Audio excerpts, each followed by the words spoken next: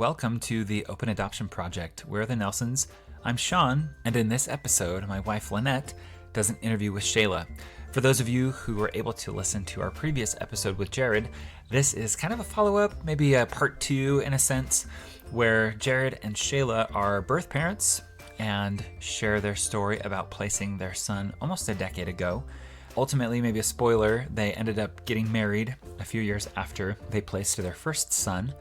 And last week we heard Jared's experience and got to hear the birth father perspective of the story, and we thought it would be fun to share with you the same story but from a different perspective. So we're just going to jump in and I'll share this interview that Shayla and Lynette had together. And I hope that with this and the episode last week with me and Jared, that you can kind of see the whole picture and the vast array of emotions, feelings, and experiences that happen in an adoption placement. So we hope you enjoy this episode with Shayla.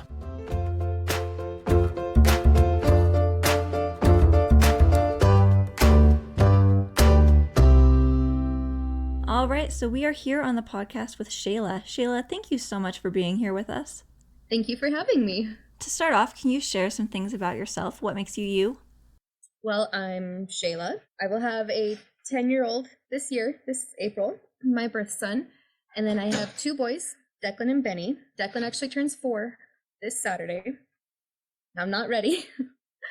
I'm not ready. And Benny's 2, and I'm working full-time right now. I just started, and I'm taking an online course for medical coding. I love to be outdoors. Really, since getting married, all of my hobbies have kind of like shifted. So anything outdoors, dirt biking, hiking, camping, those kind of things, I love to do. I grew up camping and fishing, but it's just like a whole different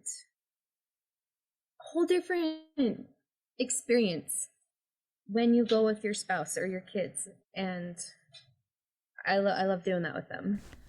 Wow, so it sounds like you are super busy with your little ones at home doing school and work.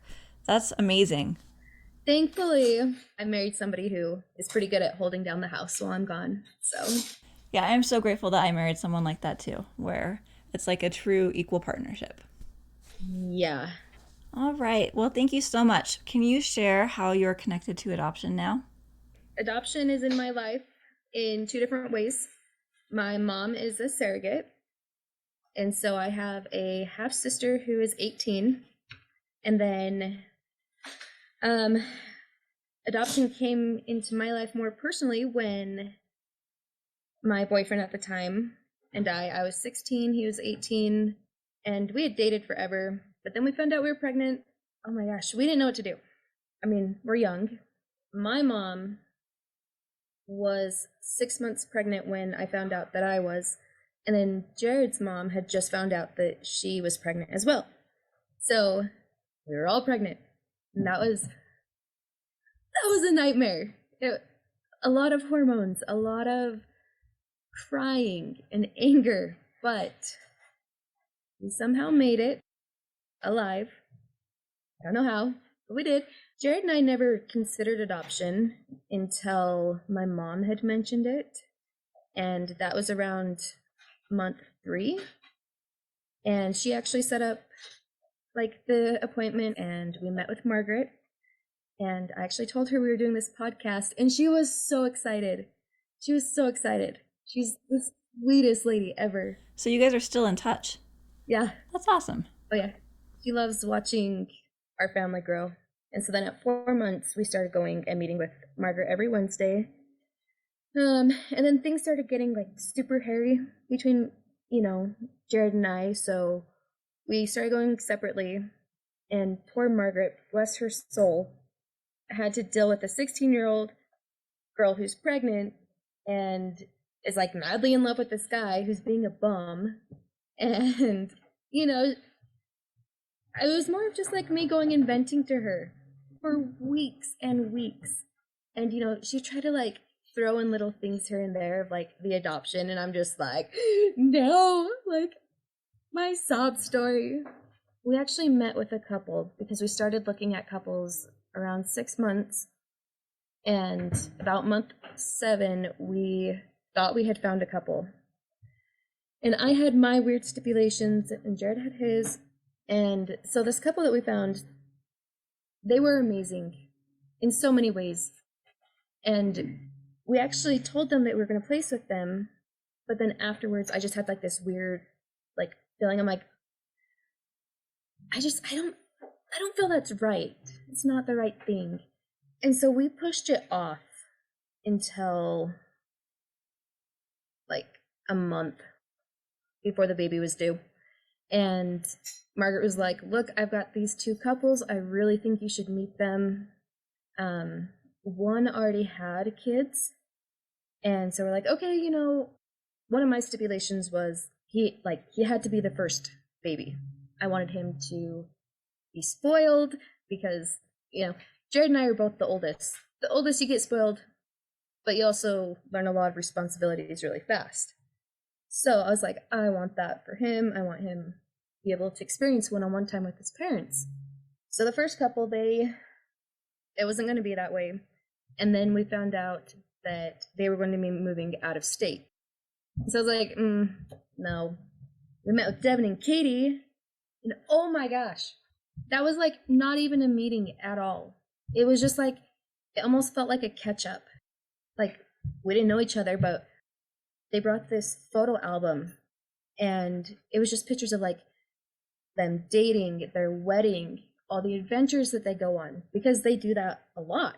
I can't keep up with them. And it was just so interesting because I didn't want anybody in state, and they lived in the same city as me. And so I was like, okay, this is not what I had originally wanted, but it worked out in so many ways that I'm thankful for. I never did run into them. I ran into Devin once at Walmart, but that was it, oddly. So I met with them, and that was on a Tuesday. And then Wednesday, they wanted to take us out to dinner just to kind of get to know us. Thursday was the day that we told them, like, you are like a part of us, you know? Friday, Katie took me out to get pedicures, and I was like in labor the entire time. It was so painful, and I'm sitting there like, you know, trying to keep it together. I'm like, oh, this hurts. I was just like, oh, I just keep getting like these contractions and they hurt. They were like getting more painful, but didn't think anything of it. Then I had them on Saturday. But they were able to put an entire nursery together from, what day was it? Thursday to Saturday.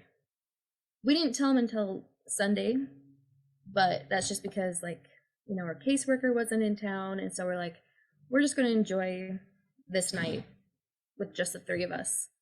I feel like that really helped me, you know, just because I had that time with them. So I really love that you made sure that the three of you got that time together with just the three of you. I think that's really special and really important. So is there anything else that you want to share from your time in the hospital? So I'll just start from the beginning because, you know, it's being a young mom going into the hospital knowing that you're not coming home with that baby unless you decide to change your mind last second, which, you know, it happens. It was crazy. My mom actually took me in because I was at my brother's lacrosse game and Jared was at work.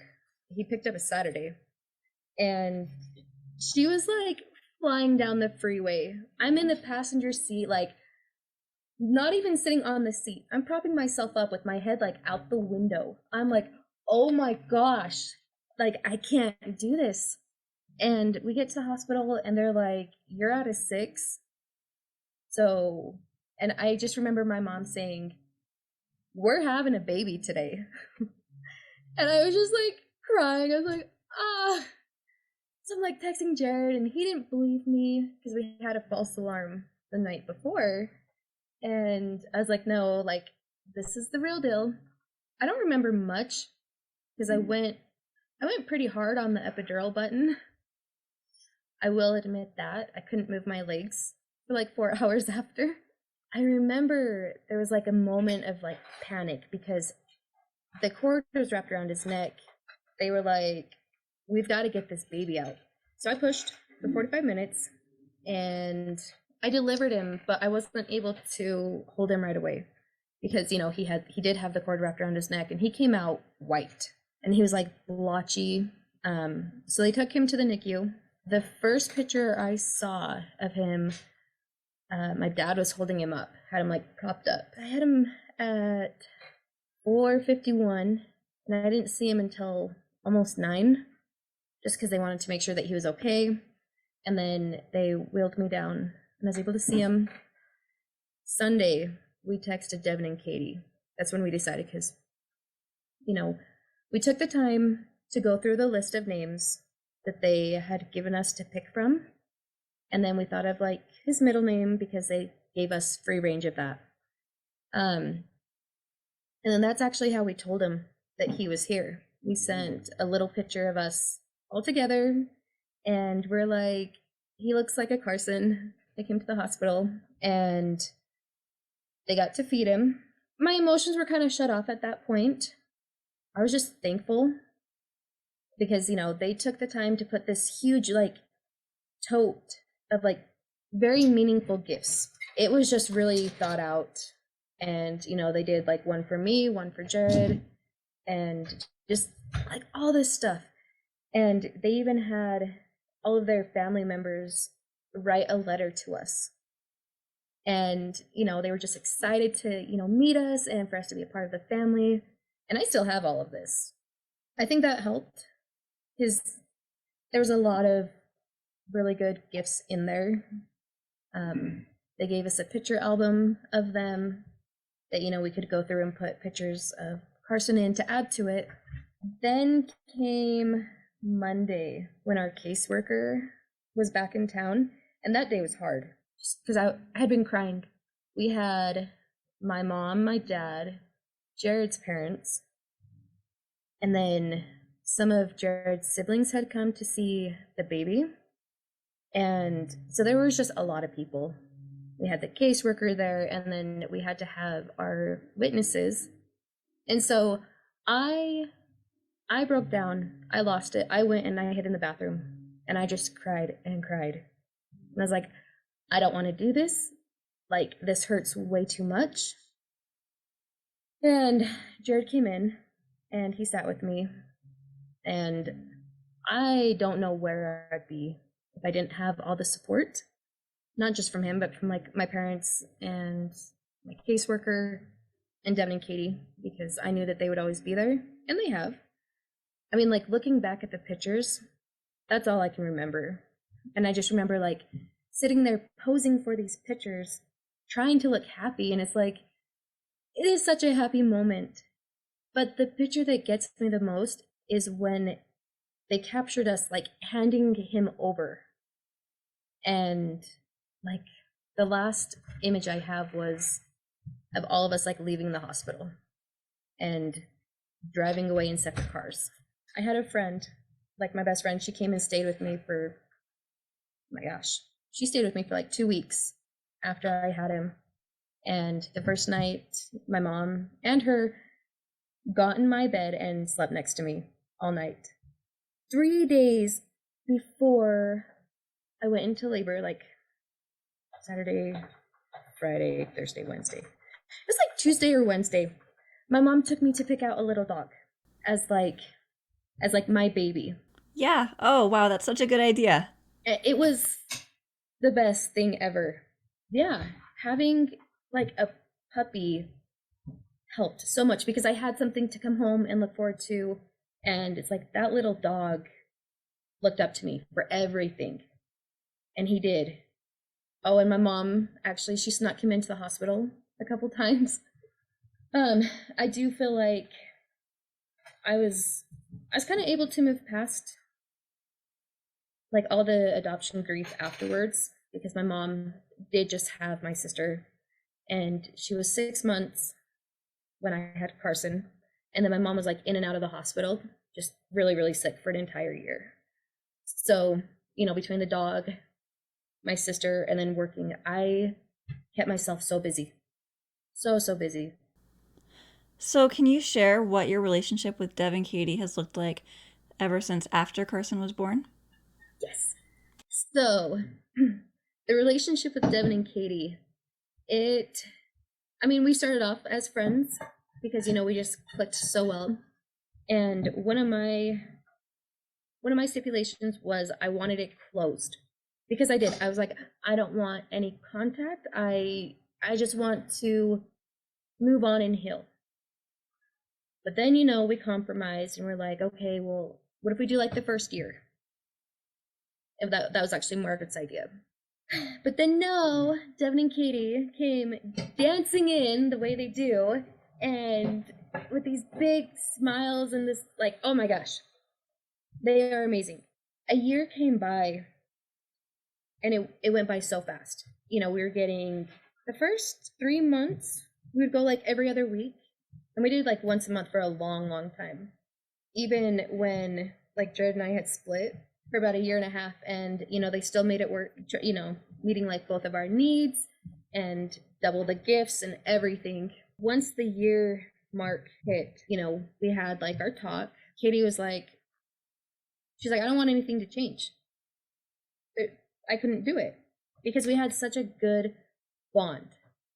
We didn't look at it as we gave you our child. It was more of like, you are a part of our family now. You helped us in a way that we could never repay you.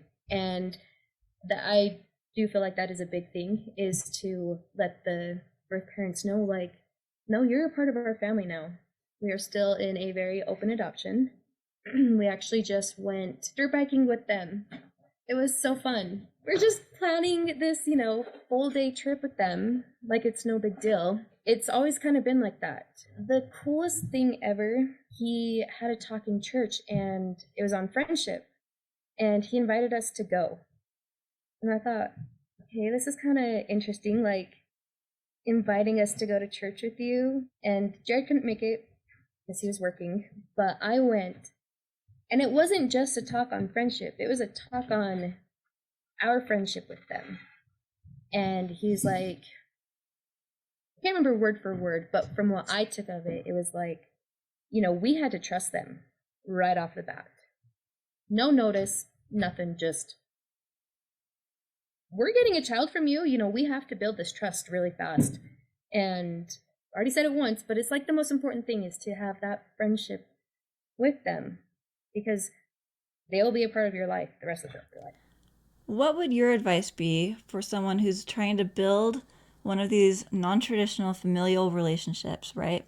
Where you don't quite have that foundation of trust yet, where you're building this relationship and you're trying to get to that point. You talk, you communicate, you be honest.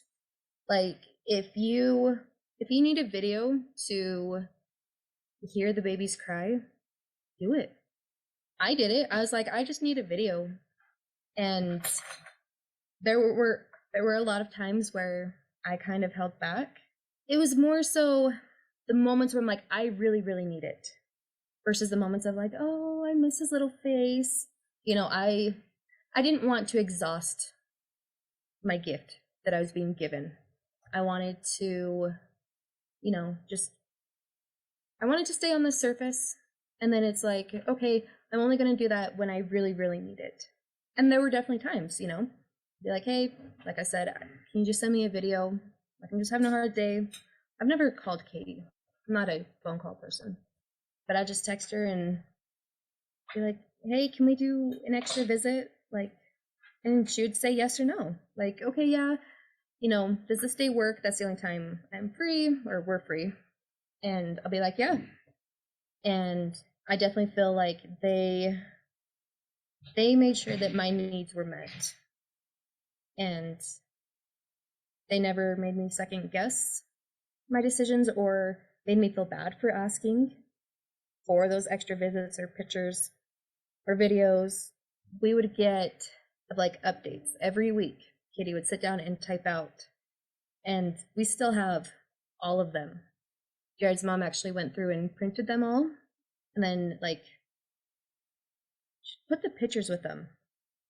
So we have like this binder, like this big, of like the first 6 months of his life, just of these updates and pictures, and like those really helped a lot. I feel like we were definitely kept in the loop too. Like, oh, he's breaking a tooth, or he smiled. We would get pictures of it all. So it's not like we were missing out on that.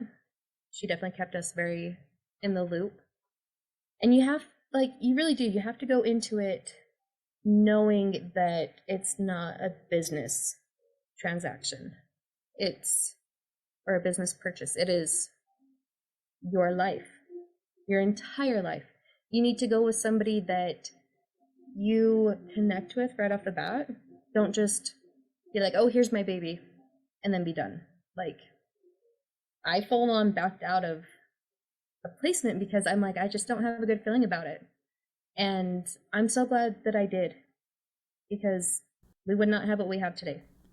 What do you wish you had known about adoption before your son was born? That it takes forever and it's super painful for your milk to dry, because everybody gets it. That hurts a lot. I imagine that adds to the emotional trauma, too. Oh, yeah. Oh, yeah. Because it's like you're in pain, and like even expressing it a little bit just makes more come in. So you're literally wrapped in a bandage. I mean, I was 16. I didn't think like, oh, I wonder if I could like pump and then give it to him, or even donate it at that point. But there's so many options now for people to do that. There's so much that goes into it. It's like, what's best for me, what's best for them, what's best for the baby. And it's like, at that point, like after placement, you have to do what's best for you. You have to focus on you. You have to grow. You have to figure out this new life. You have to figure out how to talk to people, because there's people coming up and they're like, well, where's your baby? And then you're like, placed him for adoption. They're like, you gave him away? It's like, no.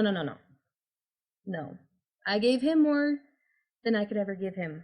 I gave him a mom, a dad that loved each other, a stable home. I can grow up still. I can continue. And for high schoolers, they don't really see that. But it's like the way that Katie tells Carson how he came into this world was he had to come through me. And she wouldn't have him if it weren't for me. And so now I'm like, that's how it is. Like, I had to go through the sacrifice and the heartache and everything.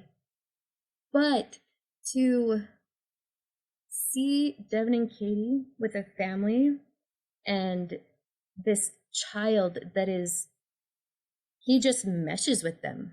I mean, his natural talents are like right up there with what they do. And so it's rewarding. It's like, I helped that family get started. So that's the best way I explain it now, is he had to come through me to go to them. The timing was not ideal, but we made the best of it. Wow, that's beautiful. What kind of pre- and post-placement counseling did you receive? It sounds like you had a good relationship with your counselor, Margaret. So what did that counseling look like? None, actually. It was only during. I kind of shut off. I didn't want to talk to anybody about it. I never got big into like the adoption community where, birth moms are telling like their story all the time and trying to like help counsel people. I just kind of stayed low key.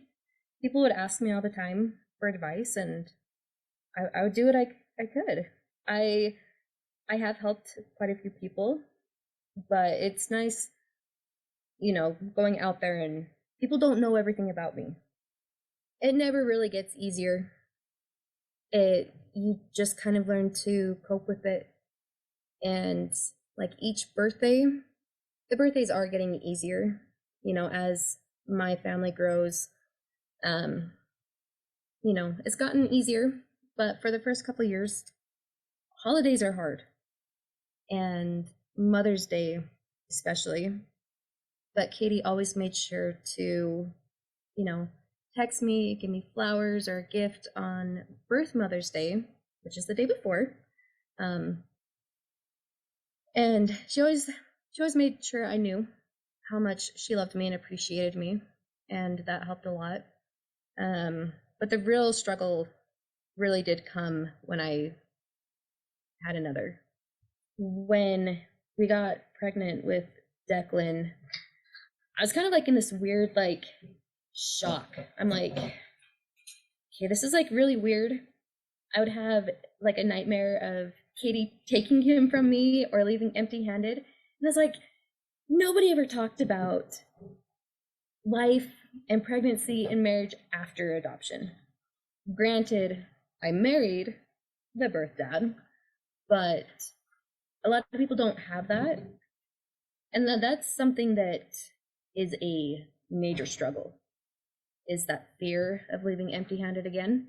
And that's all I can remember thinking was like, nobody talks about this.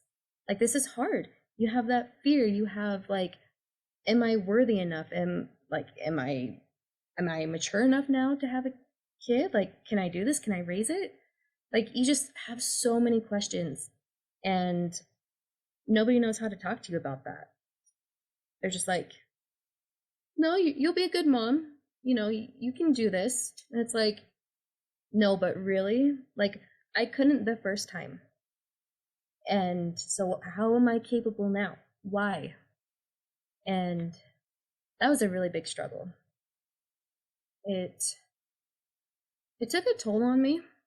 I didn't feel connected with the pregnancy at all. It wasn't until I had him, I want to say, that, you know, I was like, okay, I'm okay.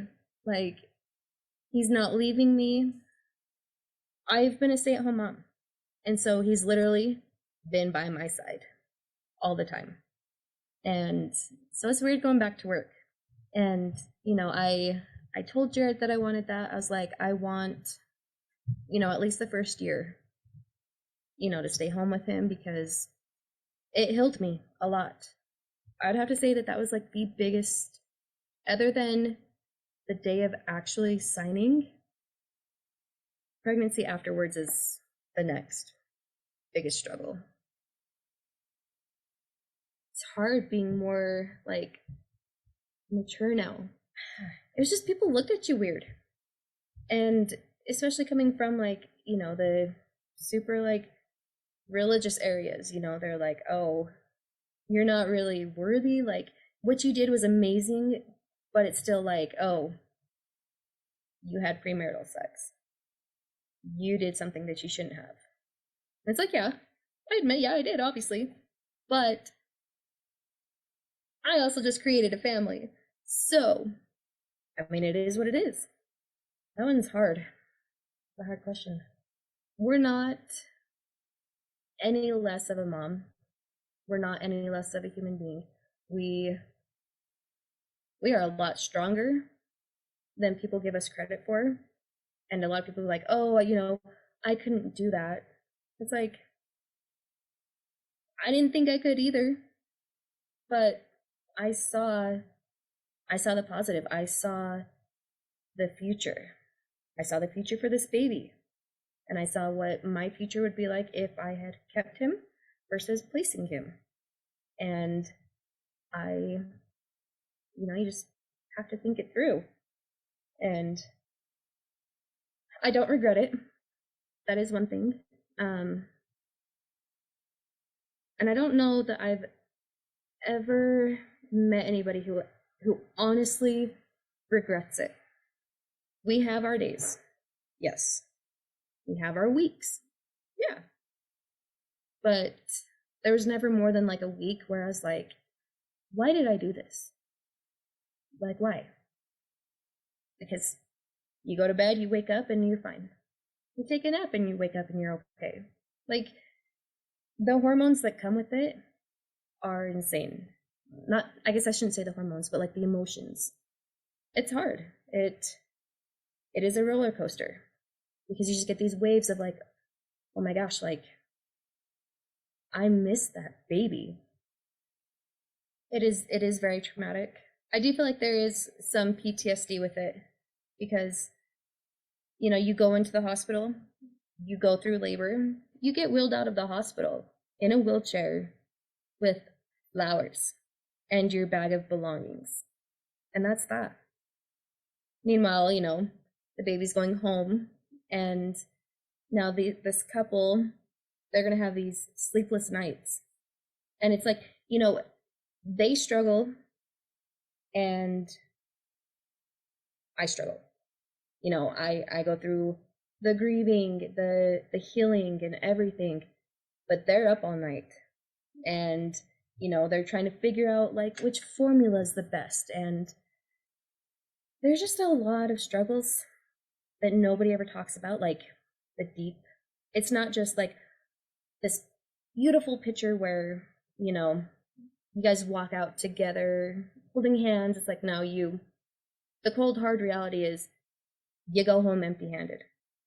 They go home and their sleep is gone for who knows how long. They don't, they get like a brief list of food allergies from the parents, and it's like, okay, we don't know if this baby is, sensitive to milk or, have soy issues or any of those random things out there now.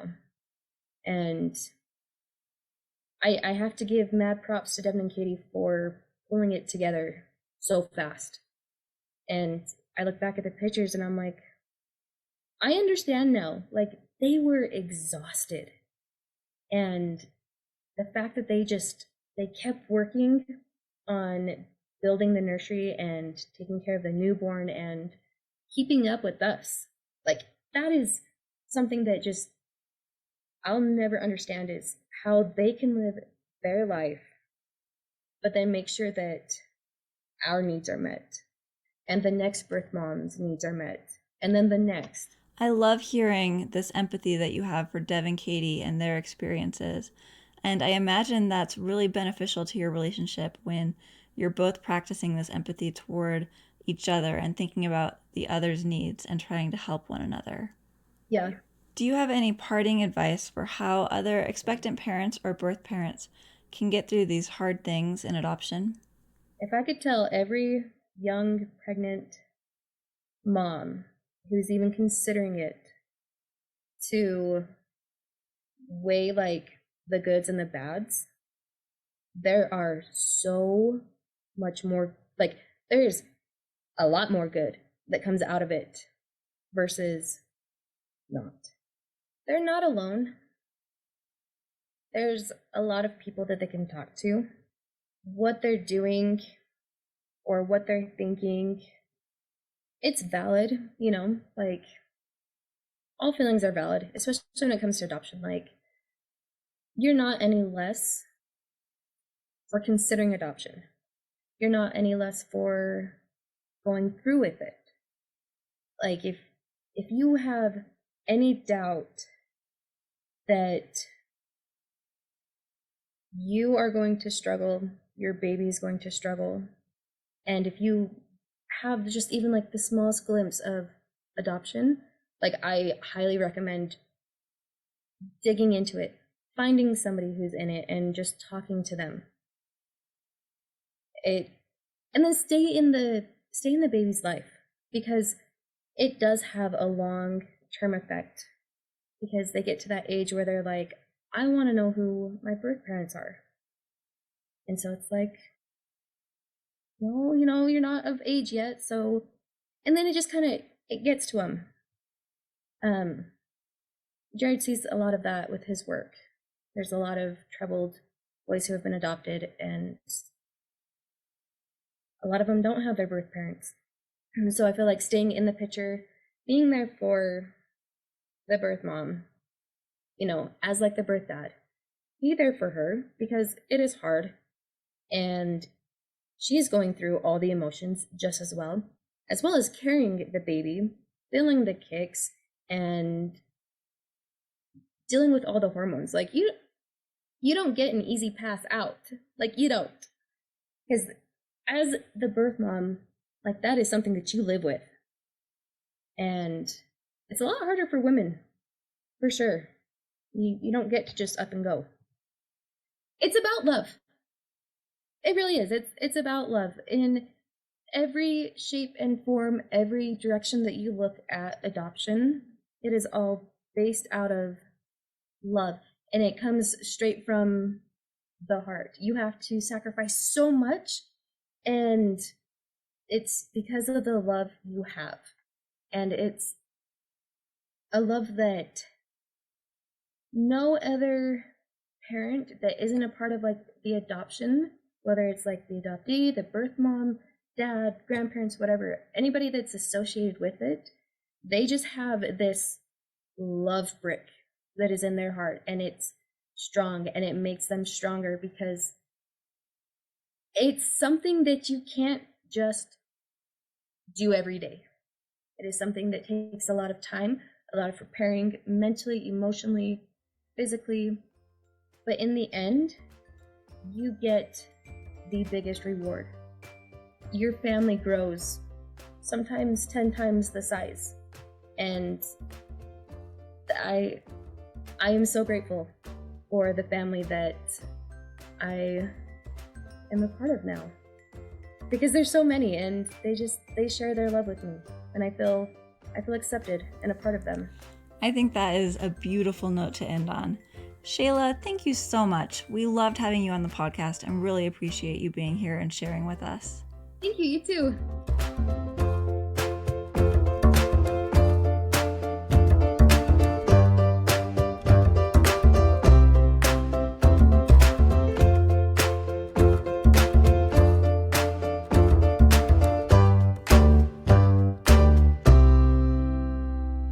Thank you so much for listening to this episode of the Open Adoption Project. And we want to give a big thanks to Shayla again for sharing her story with us and being just so open and really just sharing some raw feelings and emotions.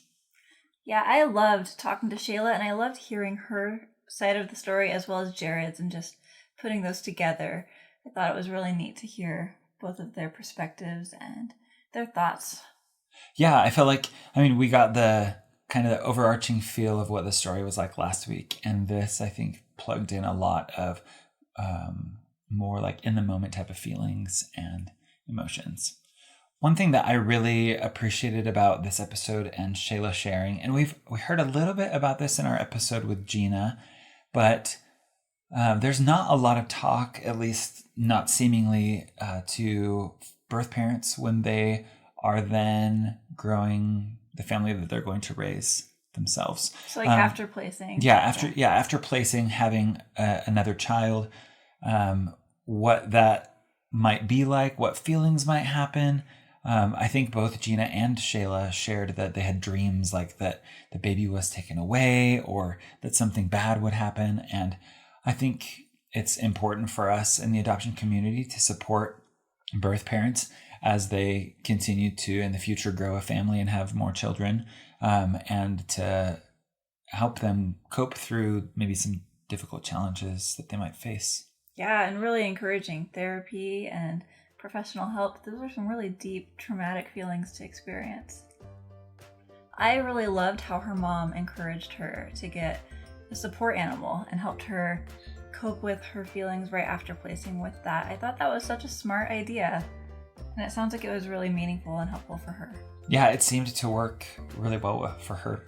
Yeah, I had never heard of that happening. Me either. Yeah. Logically it makes sense to me that would work. I think a thing to consider would be that no matter how people are going to cope, we need to just support them how we can. Yeah, I just loved talking to Shayla. She is such a likable, wonderful person. Next week, we'll be back with another interview episode where we'll be talking to Anna Katia, and she'll be sharing her story as an adoptee and talk about looking for her biological family in Costa Rica. Thank you again for listening to this episode of the Open Adoption Project.